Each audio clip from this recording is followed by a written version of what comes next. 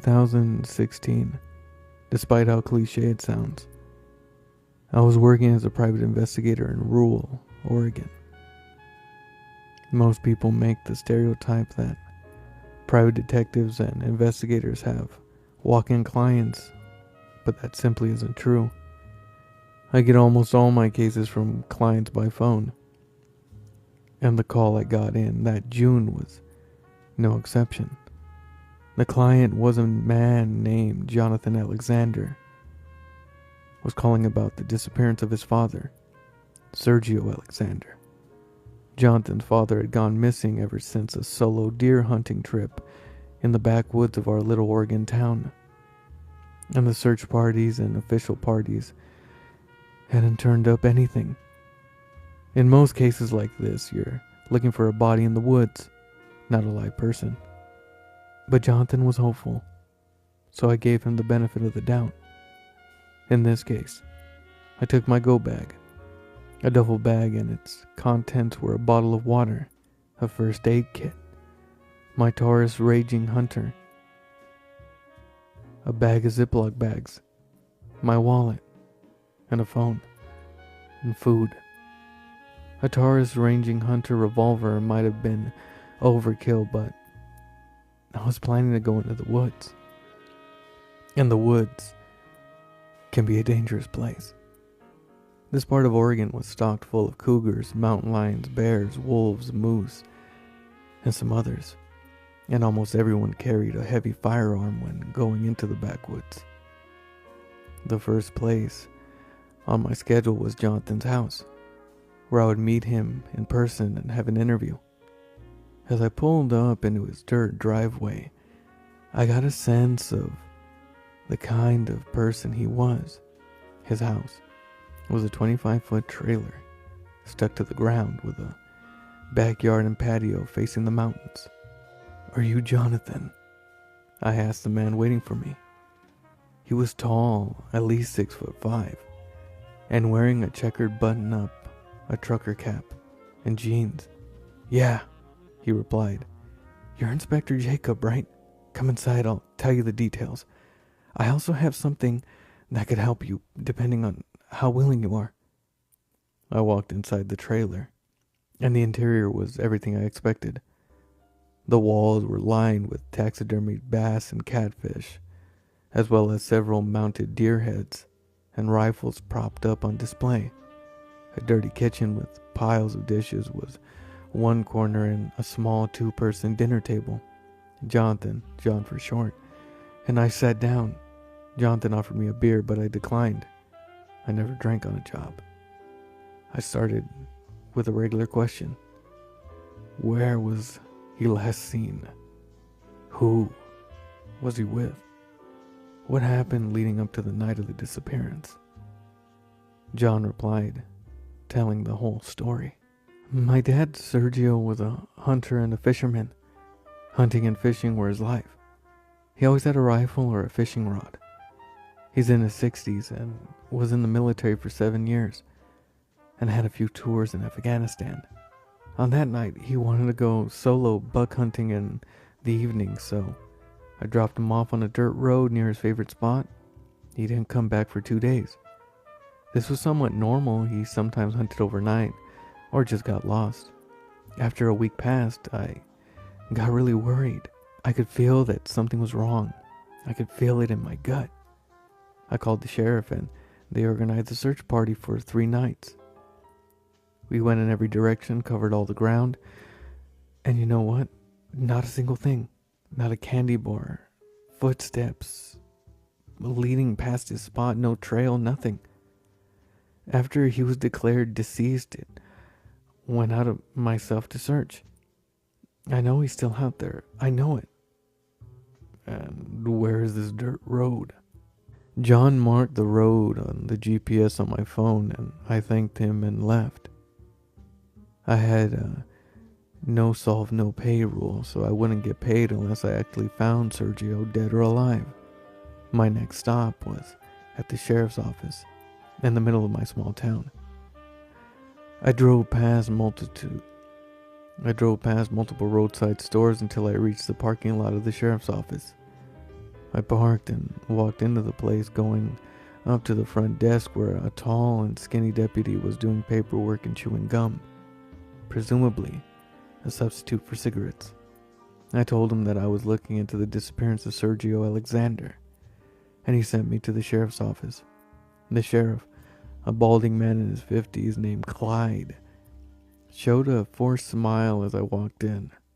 A stained American flag was pinned to the wall, along with dozens of missing persons posters and wanted posters. "So, Inspector, is this missing guy a friend of yours?" he asked. "No," I replied. "A client wants me to find him. Sergio is the guy's dad." "Well, you're in luck," Clyde replied. "We haven't gotten much criminal activity, so I can show you some of the search party reports." Clyde reached into his desk and pulled out a stack of papers and photos, which I flicked through. One of the photos captured an image showing a trail of footprints ending abruptly. "And what's this?" I asked. "It's a strange part of the case. The footprints leading to Sergio's favorite hunting spot just stopped. No trail leading somewhere else, no tire tracks, no ATV tracks, nothing. It's like he just up and vanished into thin air." I sighed. This case was going to be a hard one. "What else of interest was there?" I asked, looking through the files. Clyde pulled out a satellite image of the woods with a Sharpie written on the spot where Sergio had gone missing. "This is the entire area in which we estimate that Sergio could have walked around in the time he was gone," Clyde stated. "We checked every bit of it, and guess what? Nothing. Absolutely nothing. But there was one thing we found of interest." "Which is?" I asked. "There was a pattern. Every time we checked a place, we heard Sergio's radio coming from somewhere." I raised an eyebrow. Sheriff Clyde continued. "But it was very, very faint. Could barely hear it.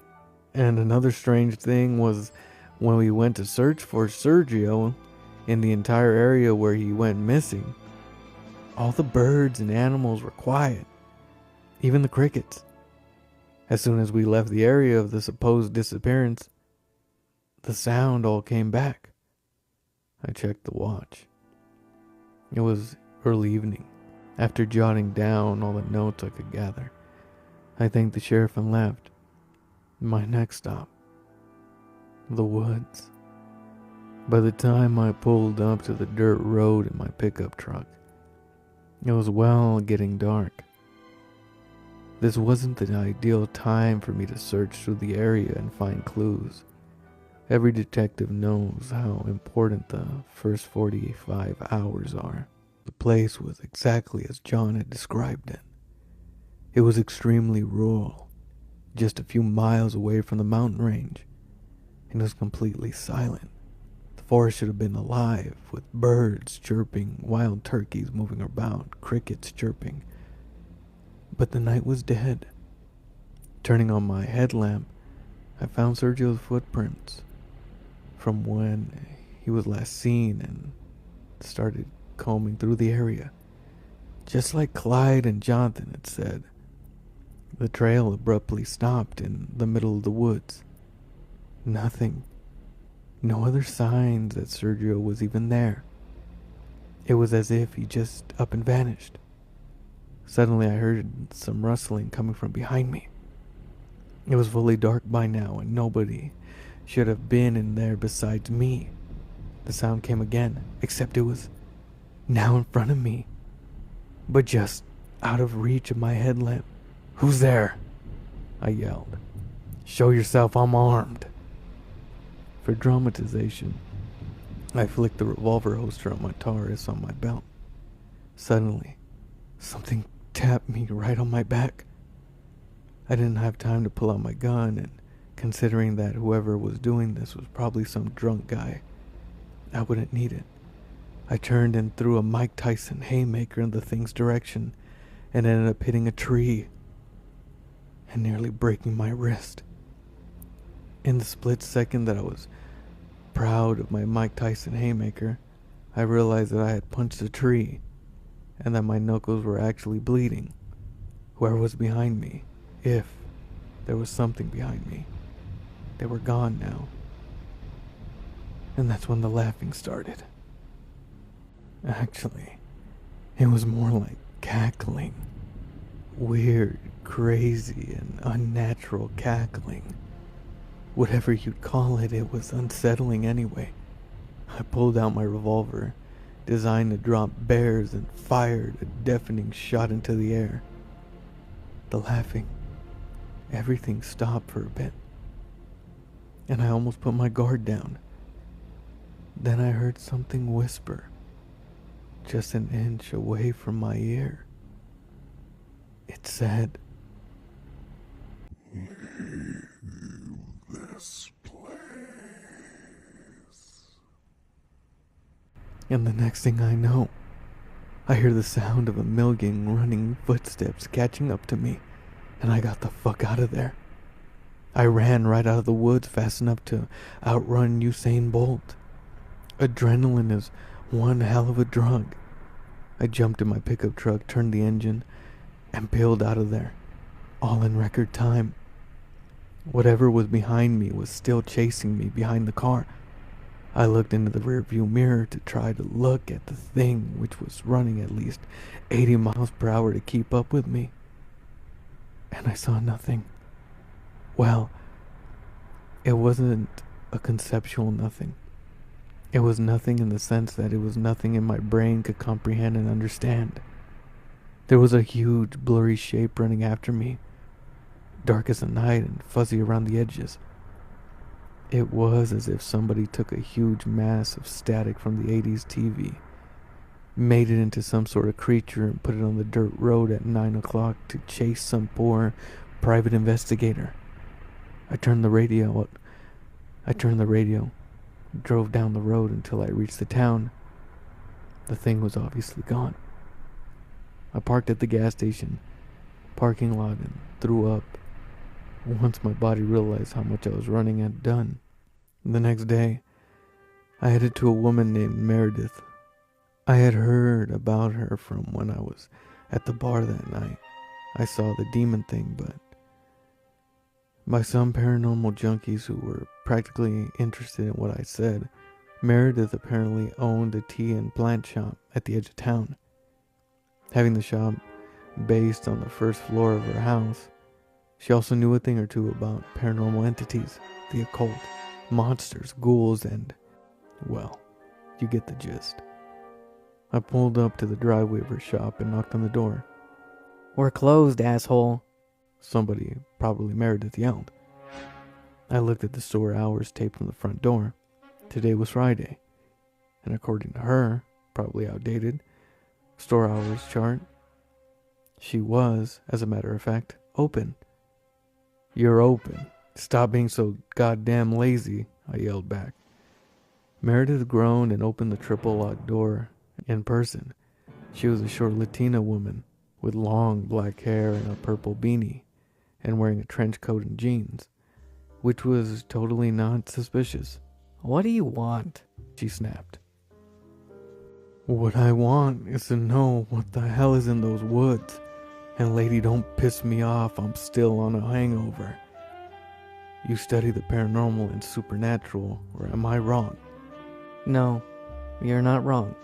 "Good, because yesterday I got bullied and chased by some weird demon thing while looking for a man missing in his 60s. Meredith's face went pale. I taught myself how to learn and read expressions people make, and by the look of it, she knew exactly what I was talking about. "Come in, I might be able to help you." Like Jonathan's house, I was easily able to tell the interior of the house from the inside. There were plants everywhere, on the walls, growing in giant pots on the floor, as well as shelves stocked full of beakers and test tubes, and a few bags full of strange substances. I sat down on a worn-out couch while Meredith assessed my situation. First of all, who told you about me? She asked. Some British fellow named Ron, I said. But then again, I was drunk, so he may have been John or Bob. How did you say this thing looked like? Big, dark, blurry. I couldn't actually see it since it was at least 100 feet away, but it was running 80 miles per hour. Whatever it was, huge. Must have been over 20 feet big. Did you look at it directly? Meredith asked. I answered plainly, no. I looked at it through the rearview mirror, and even then I couldn't see it well. Must be why you're alive. What was that? I asked. What you just described is what we in the business call nagalagakulis. Nagalagakulis, I muttered. What the fuck is that? No one really knows. Meredith replied. He, she, whatever nagalagaku is ancient. Has been in these woods for probably over a century, and no one knows where he came from. You said that you were looking for a missing guy, right? Well, maybe nagalagaku probably took him. Nagalagaku might eat him, might let him go, might keep him for eternity. I don't know. Then how do I kill this thing? I asked. I need to close this case. You probably can't, Meredith said. but whatever you do, don't look directly at nagalagaku, or your mind will literally melt at unfathomable horror, and you will die. Do not look at it. Don't look at the demon thing, I said. Gotcha. Do you have, any herbs or material that'll stop Nagalagaku from hunting me or hurting me or doing anything? Yeah, actually I do. It's white ash blessed by a shaman. If you sprinkle it over yourself or any weapon you have, it should be more effective against any supernatural being. Meredith stood up and walked towards the cabinet and pulled out a large Ziploc bag of white ash, which seemed to glow and vibrate, and she handed it to me. This isn't free, She said. it's $100. I sighed and reached into my wallet and pulled out $100 in cash and handed it to Meredith in exchange for the white ash. Hey, Meredith called out as I packed up my stuff and headed for the door. Yeah, be careful. like that was even possible. I got out of there and drove to the gas station where I planned to get my supplies to hunt Nagalagaku Hand, find Sergio Alexander, but before that I needed to fuel up. I bought incendiary rounds for my revolver that the gas station surprisingly sold, and I ordered pineapple pizza while listening to Piano Man by Billy Joel. After I finished up and threw out my garbage, I had devised a plan, which involved flares, a bottle of vodka, a huge jug filled with gasoline, and a Molotov cocktail. The cashier, a guy named John, seemed very interested in the thing I bought from the gas station. He was a tall guy in his 50s with a graying beard, a trucker cap, and a military attitude. "What are these things for?" he asked, as I heaved the heavy gasoline tank onto the counter, along with some other flammable and extremely dangerous things. "Oh, nothing," I answered, trying not to sound suspicious. "Just trying to take care of a pest problem." But John didn't see that as anything. "You're going into the woods, aren't you?" I was caught off guard at how easily and accurate he knew what I was doing. "Yes," I replied. "Well, I'm off work after this shift, so I'll come with you. Or I could just report to the police that a private investigator is buying suspicious amounts of flammables and gasoline, along with 45 Magnum incendiary rounds for a Taurus raging hunter revolver." "You Army?" I asked. "Not exactly," he replied. "Been in the U.S. Marines for a couple of years. Had 5 tours in Afghanistan." I didn't see any reason why John shouldn't come with me. And besides, I could use his military and combat skills, which might be useful. And I wasn't going to carry a 55-gallon tank full of gasoline in the middle of the woods alone. Fine, I said. Let's do this. A few hours later, just as the sun was setting, John and I got out of my pickup truck in front of the woods. John had brought his trusty 12-gauge packed with Dragon's Breath incendiary rounds and a mini flamethrower. John would be my backup and the bait, while I carried the gasoline tank duct taped to an explosive Molotov cocktail. The plan was, as we go to the woods, to the spot where I had last been attacked by Sagoth, and wait. Once we heard a sign of him, we would both pull out our blindfolds to avoid having our souls sucked out of our unfathomable sight of the eldritch cosmic horror. Ready? John asked. Yeah, I said. Just don't shoot me while you have your blindfold on. We walked into the woods in silence, and after a mile or so, I reached the spot where Sergio was last seen. We sat there and waited an hour or so until all the noise suddenly stopped, and I heard the sound of something massive dragging across the forest floor. Put on your blindfold, I said, putting on mine. We can't risk seeing this thing. John nodded, grinned, and put the blindfold on. Whatever it was sounded massive. It said in a demonic and ancient voice, "This place." John and I fired a shot into the direction of the voice, and although my bullet missed by a mile, the old man's shot was a direct hit, although I couldn't hear it.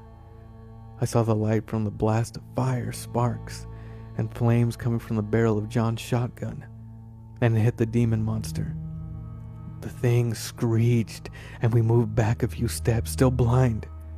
And without warning, the ground opened beneath us. What the fuck? John and I fell into the cavern beneath us, 6 feet. You okay? I asked. Never been better, John replied. What is this place? I lifted my blindfold and looked around to see what we had fallen into. A subterranean tunnel that led deeper into the earth. Anyone there? Fucking hell, a voice screamed, presumably Sergio based on the circumstance. We ran down the tunnel and searched for Sergio, and we found the man lying on the cave floor with a broken leg. We're gonna get you out of here, I said. I heard a screech come from the entrance of the tunnel as Nagalaku crawled down, breaking the walls. I reached down and picked up the tank of gasoline, had my eyes closed, and waited until Nagaraku was just close enough, my heart beating. I lit the Molotov, yelled at John to take cover, and just as Nagalaku got within a dozen meters in my range, I had previously sprinkled the white ash Meredith had given me on the gasoline tank for extra effectiveness, and so that could kill Nagasaku if the explosion didn't. Nagalaku was only a few meters away from us. I let the gasoline bomb and threw it, and as it exploded I grinned. Got you, asshole. So the funny thing is, a group of redneck hunters found us later.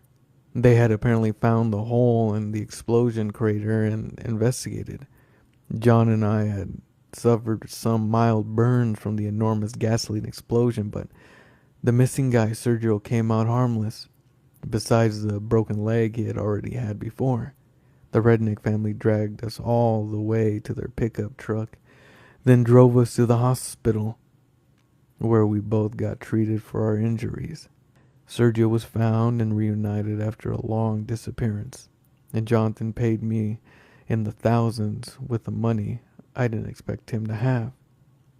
When I went back to the place where Sergio had disappeared and where I had blown Nagalaku high to the sky, I found a very strange, giant, half-human skeleton where I remember Nagalaku getting blown up. Sergio Alexander was found, and I had killed one of the things that went bump in the night. Case closed. Don't fuck with the woods, kids.